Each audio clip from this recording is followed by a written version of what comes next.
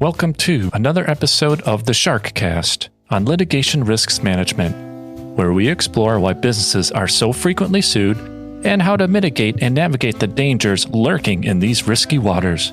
Join us now as we welcome our host, Kent Schmidt, litigation partner at the law firm of Dorsey Whitney. I'm very pleased to be joined in the Sharkcast studios by Jay Jackson, one of my longtime mentors and a very accomplished trial lawyer in our Minneapolis office at Dorsey.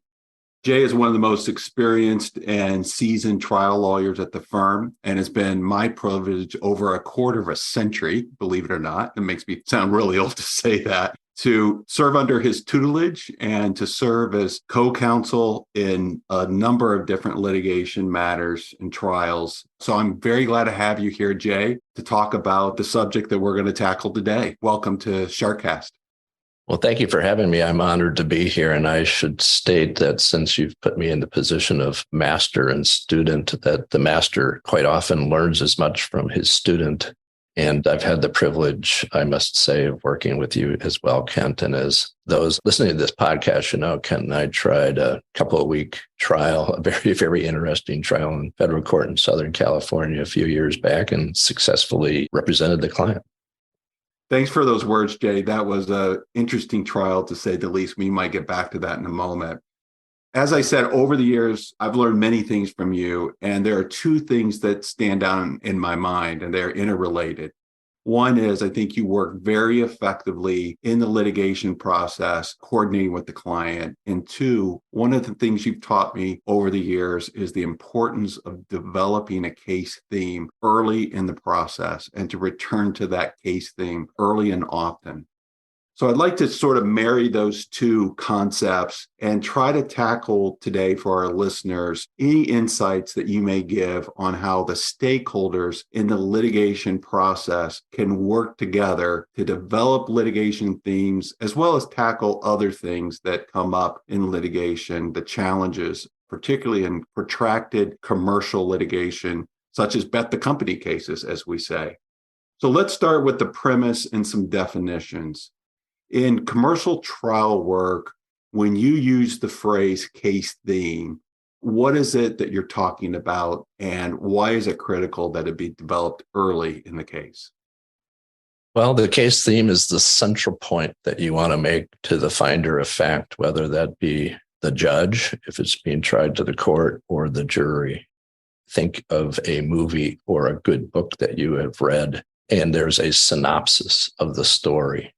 That's effectively what the case theme is. And it's fundamentally important because you need to develop your presentation of the evidence around the theme so that the theme becomes the central point that you're trying to make. Obviously, the facts are important.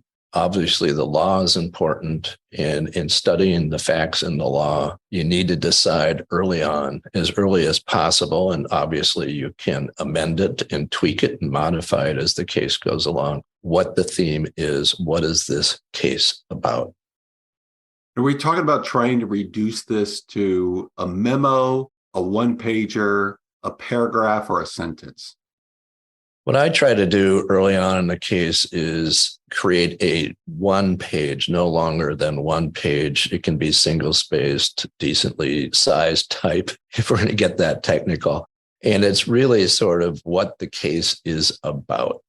You need to figure out a way to succinctly put it down on paper. Again, you can modify it, you can adjust it as the case goes along, as you learn more things, but try to make it simple and discreet. You know, even if you can reduce it to just 2 or 3 paragraphs, that would be ideal. Now, the case that you mentioned earlier that we tried together here in Southern California a number of years ago was a bench trial tried to a very smart federal district court judge. But I know that you do a lot of arbitrations and you also try cases to jury. The trier of fact is going to change. And how does the trier of fact that's relevant to a particular piece of litigation impact your case theme development? Trying a case fundamentally is a communication game. Being a trial lawyer is a communication game. And by saying game, I'm really just focusing on the fact that fundamentally our job is to communicate with an audience.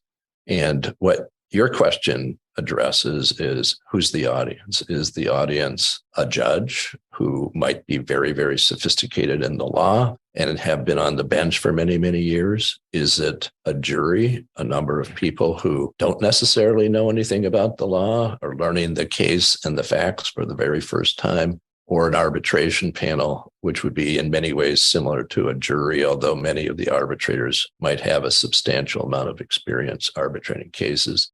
So how you present your theme changes depending on who your audience is. It's very helpful. One of the things that happens relatively early in a case, in most cases, is depositions, and it's a critical aspect of the case. So I want to pivot and turn from talking about the case theme in terms of the drafting and the conceptual exercise and discuss how this applies in the deposition process, particularly preparing key witnesses for depositions. What are some of the ways that lawyers need to be thinking about the case theme as they work with their clients to prepare for deposition? Another phrase that I use for case theme is theory of the case. And I use the phrase theory of the case as simile to it because it tends to incorporate a little bit more of the law rather than the storyline. The theory of the case does. So one of the things that I have learned is that you need to understand the fundamental elements of the causes of action and the defenses that are available under the causes of action.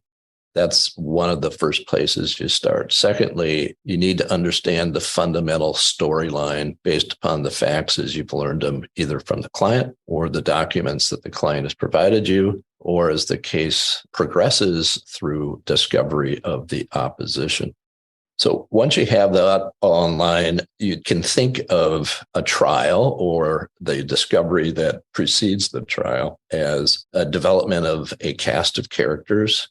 And you sit down and you say, where does this particular person fit within the story? What role did this particular person have?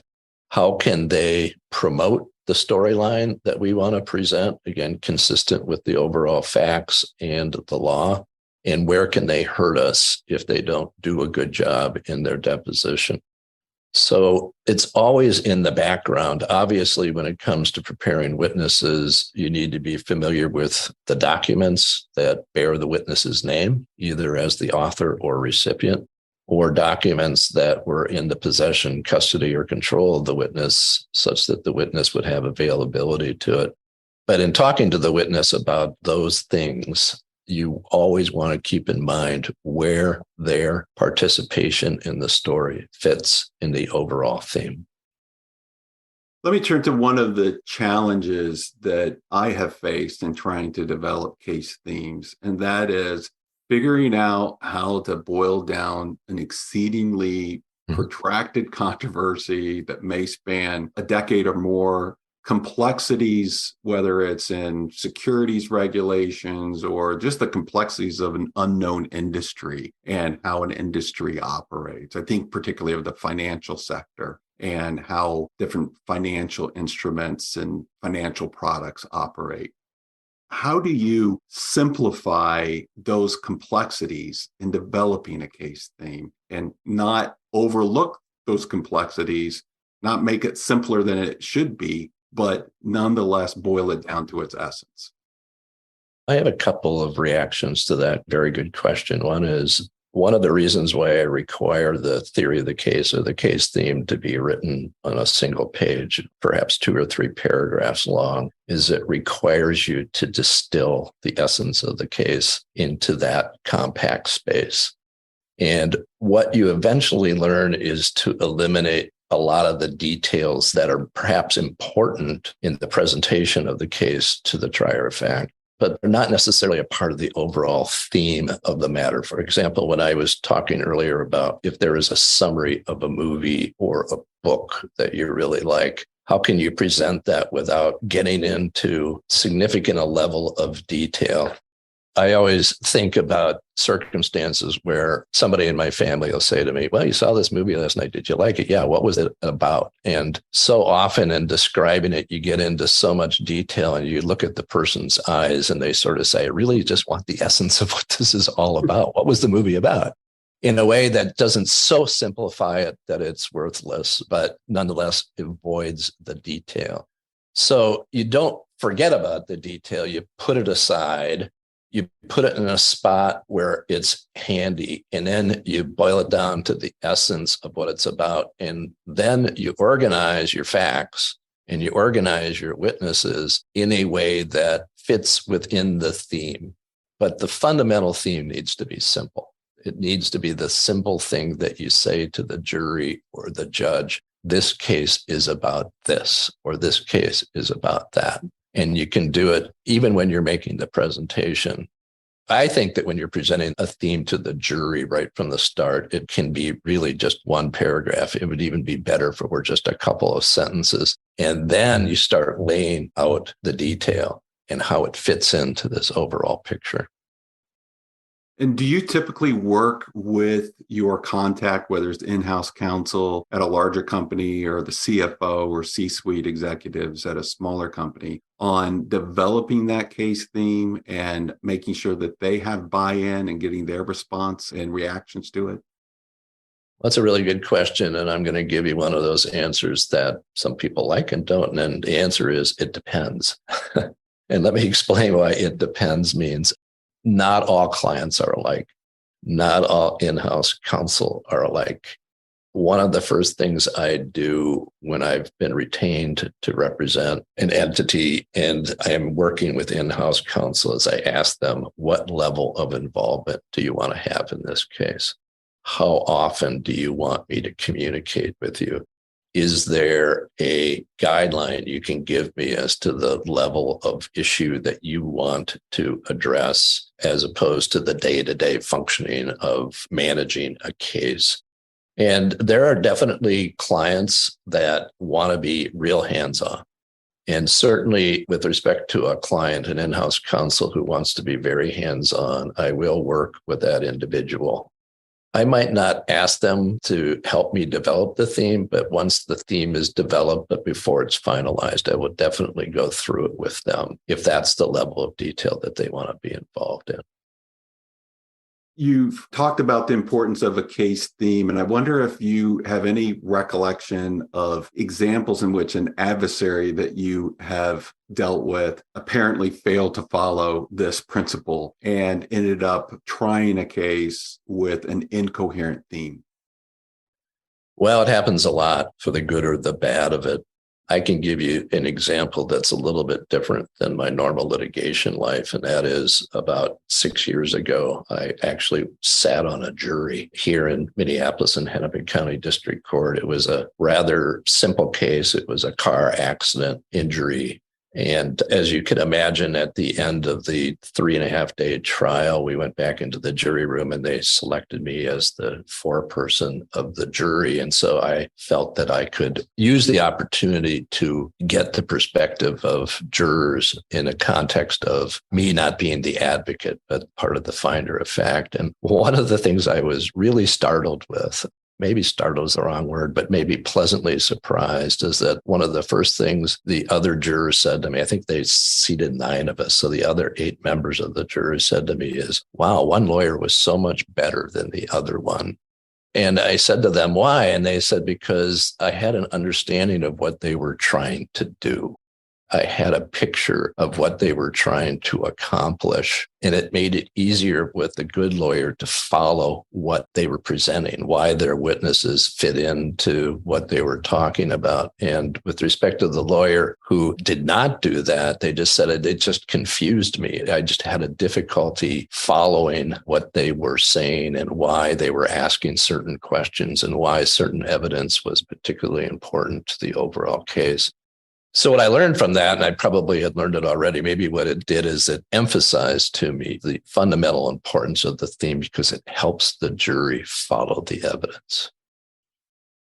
What a unique opportunity to get that insight sitting at the jury. Yeah, I was surprised that they didn't strike me because obviously I have to very early on say I'm a trial lawyer and I work at Dorsey and Whitney. And Right.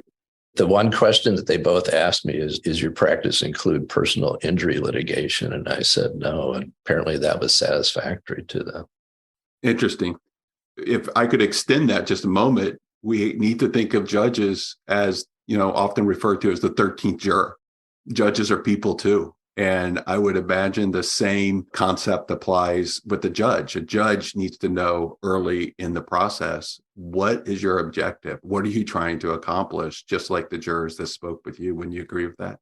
Oh, fundamentally. I mean, again, who's the finder of fact? If it's tried to the court, it's the judge, and that's the audience. It's interesting you asked that question because when I'm preparing my client for a jury trial, as I get closer to the actual date of trial, one of the things that I say to them is the judge is completely unimportant in this proceeding. And they'll look at me and be startled and say, what are you talking about? It's the judge. And I said, you're not trying the case to the judge. You're trying the case to the jury. And the only role that the judge has is to rule on the evidence and keep basically the procedure going efficiently and proceeding forward in a way that is consistent with the law. And so my focus is constantly on who's the audience. One of the analogies that I give to my clients is we're sitting in the courtroom, we're sitting at counsel table. There's our opposition sitting in the courtroom at counsel table. There's the judge, there's the jury. And you have to think about it, switch it around, put yourself on a stage in a small auditorium where you're putting on a play and the jurors in the audience, and they watch everything that's going on. If you scratch your nose during examination, they will notice that. And I emphasize to them that one of the instructions that the jury is going to get is that they cannot talk about the case until after the instructions are given, after all the evidence is put in and the court's instructed them. So what do jurors talk about? What do they talk about when they go back into the jury room during recesses when you're in the middle of trial? They talk about you. They talk about, did you see that individual who fell asleep? Why is that person wearing that tie today? I'm being serious about this. I've interviewed jurors and that's what they talk about. And again, during my 3.5-day trial, that's what the jurors talked about because they can't talk about the facts. The other thing that I've learned, and I think this is fairly well recognized, is that jurors reach impressions very early on. It makes the opening statement really, really important. And to emphasize the point you're making, Kent, through your really good questions, is it makes the theme really, really important.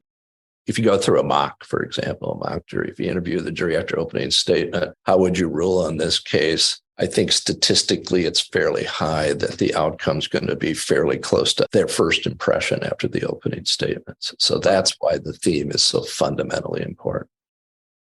It's difficult to dislodge those initial impressions. That's a good way to put it. It really is. Yeah. It puts a lot of pressure at the opening statements stage of a trial.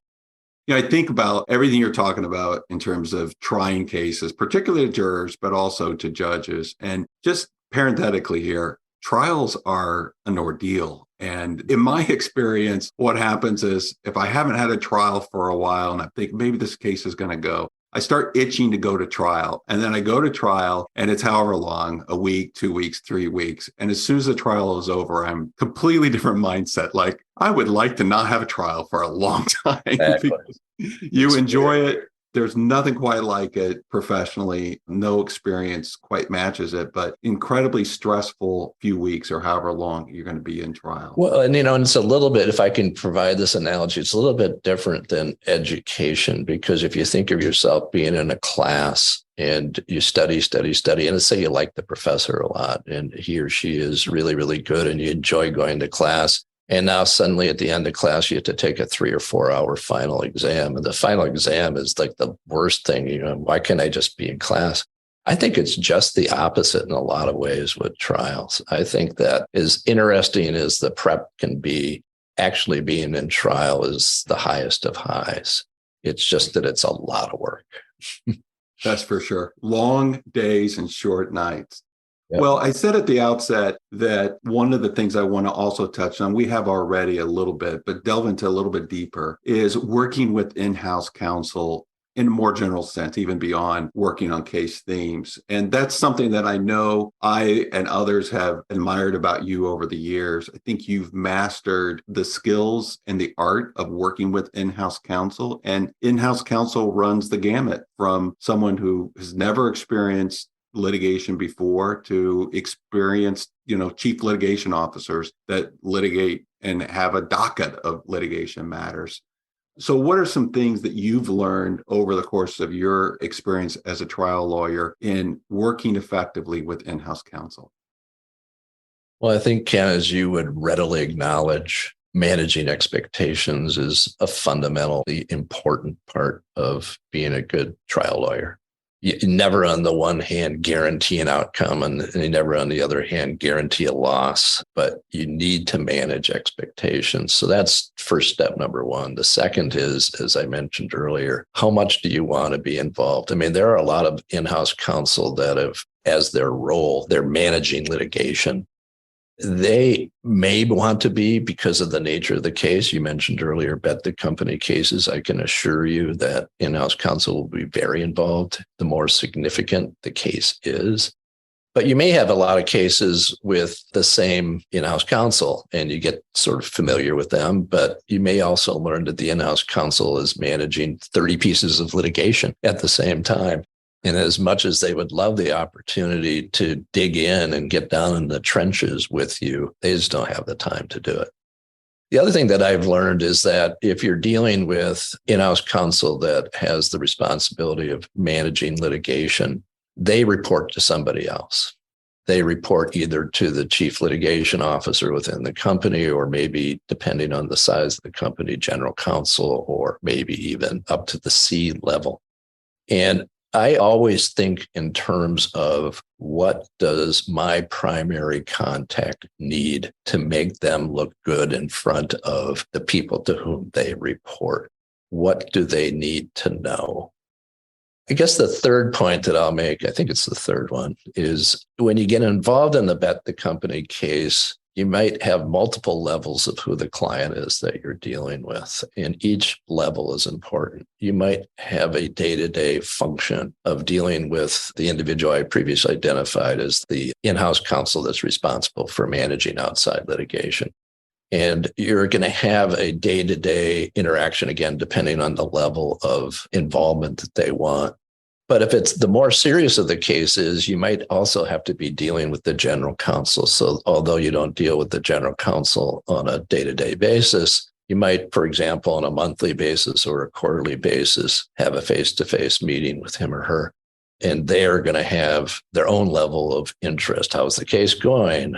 What's going on with the matter? And then if it's really an important bet the company case, you're likely dealing either with the CEO or perhaps even appearing on a quarterly basis in front of the board of directors, informing them of the status of the case.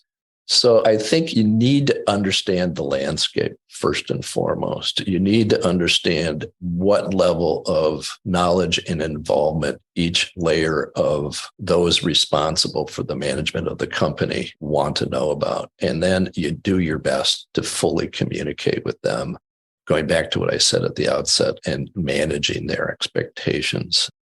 That to me is both fundamentally important and really difficult. Because on the one hand, you don't want to overpromise. On the other hand, you don't want to underpromise. So how do you communicate with them in a way that they have a realistic view without being both overly optimistic or overly negative? That's a skill that takes a while to develop. Well, you've mentioned a couple of times managing expectations. And one of those line items of expectations is, how much is this going to cost? And I know we're asked that often at the commencement of a major piece of litigation and asked to prepare budgets or give ranges. It's very difficult. And many times we exceed that due to factors beyond our control. What are some ways that you've tackled that rather sensitive topic, particularly when the litigation drags on month after month, trial gets continued, more depositions are taken than expected, and the litigation costs become a rather sensitive issue with the clients? Well, that's a really good question. Let me see if I can break it down this way. Many clients ask for budgets And many clients ask for detailed budgets at the commencement of the lawsuit, which, as you well know, Ken, is really difficult to prepare a detailed budget when you don't fully understand the landscape of what you're dealing with.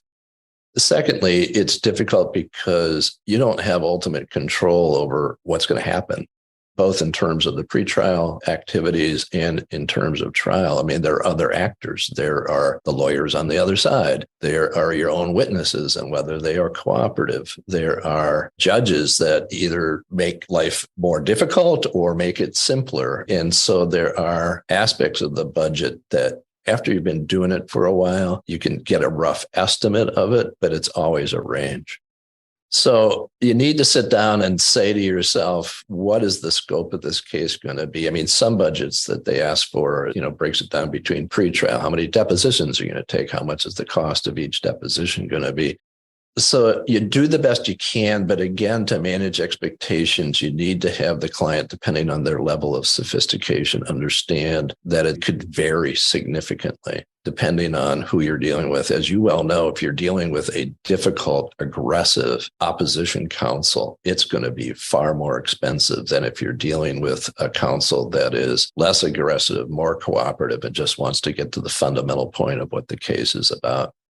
So the first thing you do is you just have to think carefully about what you do, and you need to make certain that the client understands the variables that could impact the accuracy of what the budget's going to look like. The second thing you need to do is, depending on what firm you're in, you could be the billing lawyer or you're not the billing lawyer if you're handling the case. If you're not the billing lawyer, you should make sure the billing lawyer provides you with a copy of each monthly bill.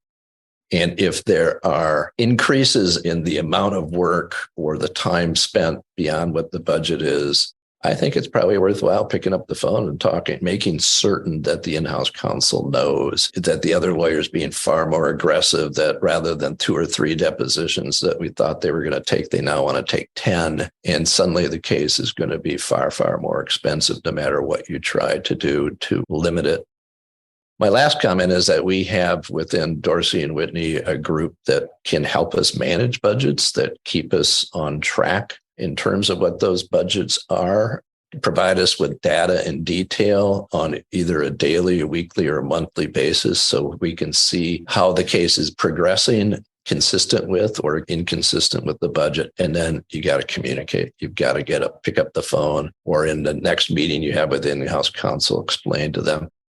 One of the things that I've learned over the many, many years is that in-house counsel in general, but in particular general counsel, don't like surprises.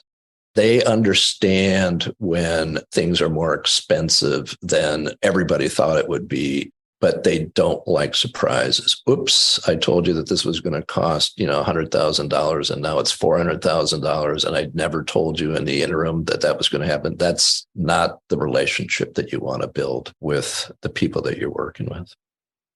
Well, like almost any type of relationship, communication is essential. That's the takeaway. It goes back to what you and I were talking about at the outset. It's a communication. Our job is communicating. That's fundamentally what it is. Right. All good answers and good responses on all of this. Well, we now get to the point in the podcast, a segment that we like to call the deeper dive. In the time that remains, we'd like to learn a little bit more about you as a person and what you do when you're not trying cases around the country. I know you pretty well, so I have the privilege of knowing some of these aspects of your life. And one of the things that I recall over the years is, even though you're one of the busiest and highest in demand lawyers in the trial group at Dorsey, you typically do take out time to have important summer and meaningful summer vacations away and spend time with your family. And I happen to know you just got back from a vacation in Italy. Can you tell us a little bit about that and what that has meant to you personally and professionally? Sure. I think getting away from what we do on a day-to-day basis is really, really important. It's hard to do sometimes if you're busy, but it's really, really important just to have a change of scenery in your life. Not only helps your body relax from the day-to-day demands that the practice of law has on you, but it also gives you a broader perspective of things that you might not have otherwise had. I think there are many ways to get a broader perspective and to relax. One of them is taking a holiday and going to a part of the world or a part of the country or a part of your own state that you're not familiar with and spending time in new cultures and with new people. We were fortunate enough, my family and I, that we took a 12 or 13-day trip to Italy. We went to different parts of the country. The bulk of the time was in Umbria, a part of Italy that I have previously not spent a lot of time with. It's the only landlocked region of Italy. All the other regions in Italy touch some body of water, either on the west or east side. I would describe it as green trees everywhere, rolling hills. All the cities, all the ancient cities in Umbria are built on the top of a hill because they were placed there to defend themselves during their formation. And a lot of them are walled cities. It's a lot of farmland. The food is terrific. The individuals there are far more low key, far less pressured. So it was a fantastic opportunity. I'll throw in one other thing. I arranged for this so that when we had the bulk of our trip, which was 7 days in one location, to have my older kids. I have 4 children. My older kids have their own kids. And so I have 5 grandkids, and they all came. So we had 14 people. How did you transport? Like when you had to go out to dinner or do whatever? Well, this particular location had a lot of amenities that we could take advantage of. I mean, it was in a house. It was in a facility where there were 7 houses that you can rent. It also had a hotel that used to be an old castle that they converted into a hotel. And it had kitchens, so we could make our own food, for example. Cooking in Europe, particularly in Italy, is different than cooking here. The other thing that they offered were classes. So we had one class where they came to the house and taught us how to make pasta. And that was super fun. And the kids could watch. And then the second time we did it, it was to make pizza. So it was a simple meal, but we did it from the dough, from kneading the dough to turning the dough either into noodles or into a pizza crust, and then all the toppings that went with it. Then they had a couple of restaurants there, and they did offer babysitting services. So we did have one day where we were able to go out, the adults in the group, into the countryside. We actually went and visited a vineyard. Umbria has wonderful wine, I will add that, as does Tuscany. And they're right next to each other. That, and I had the opportunity to read. I think you can help develop themes. I don't mean the core issues in a case by reading, but you can help mold it into a really compelling story the more you read. And I encourage people to not give up on reading fiction to the extent that it helps you understand how a well-told story is presented, because that's really ultimately what you want to do. And I have, over the years, used books and the themes of books in closing arguments, for example. So I find keeping my mind exposed is really, really helpful in communicating what I want to communicate to the finder of fact. Well, all this talk about Italy and wine brings to mind an anecdote of my own.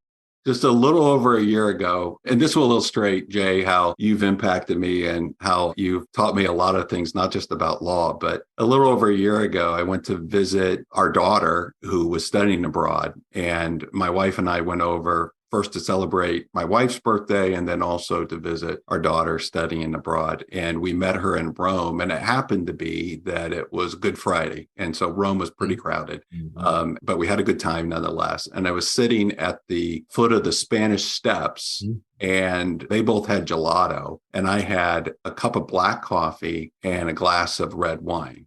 And I said to them as I was enjoying that afternoon, Jay Jackson taught me a number of years ago that it's okay to drink black coffee and a glass of wine at the same time. You don't have to do it sequentially, and they sort of offset each other in the physiological effects. And so I actually have a picture of me enjoying a cup of coffee and a glass of wine simultaneously, and used your name in vain at the foot of the Spanish Steps. So I thought you'd enjoy that anecdote. Speaking of Italy, I followed that same advice during this trip as well. So I'm sure you did. Well, that's all the time we have for today. Thank you for listening. I'm indebted to the extraordinary team at Dorsey for making this podcast and episode possible. For more resources on this and other litigation risks and techniques in managing the litigation process, please go to litigationrisks.com, where more information can be found, including a book written by yours truly. Until next time, my friends, this is yet another reminder that there are a lot of sharks swimming out there in the murky waters, so please swim safely. This podcast is not legal advice and does not establish an attorney-client relationship or create any duty of Dorsey Whitney LLP or those appearing in this podcast to anyone. Although we try to assure that the content of this podcast is accurate, comprehensive, and reflects current legal developments, we do not warrant or guarantee those things. The opinions expressed in this podcast are the opinions of those appearing in the podcast only, and not those of Dorsey & Whitney. This podcast is considered attorney advertising under the applicable rules of certain states.